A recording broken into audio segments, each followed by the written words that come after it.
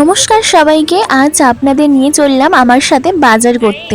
গণেশ পূজার আগে তো কত রকম প্রস্তুতি নিতে হয়, তাই ভাবলাম আপনাদেরও সঙ্গে নিয়ে যাই এই ছোট্ট যাত্রায়। প্রথমে গেলাম সবজি দোকানে, 5 রকম সবজি নিলাম।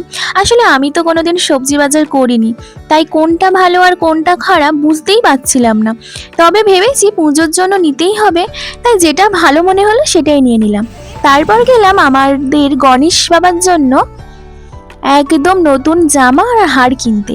বিশ্বাস করুন, দেবতার জন্য কিছু কিনতে গেলে মনটা ভীষণ আনন্দে ভরে ওঠে, যেমন মনে হয় নিজের পরিবারের জন্য যেন কিছু কিনছি। এরপর গেলাম মুদির দোকানে, ভোগের বাজার সেরে নিলাম। তারপর পা পড়লো মিষ্টির দোকানে। সাধারণত আমি তো মিষ্টি কিনি না, কিন্তু গণেশ পুজোর আগের দিন মনে হলো না, আজ না হয় একটু মিষ্টি নেওয়াই যাক। শেষে গেলাম ফলের দোকানে, সেখান থেকে ফল কিনে সোজা বাড়ি ফিরলাম। এভাবেই কেটে গেল আমার আজকের দিনটা।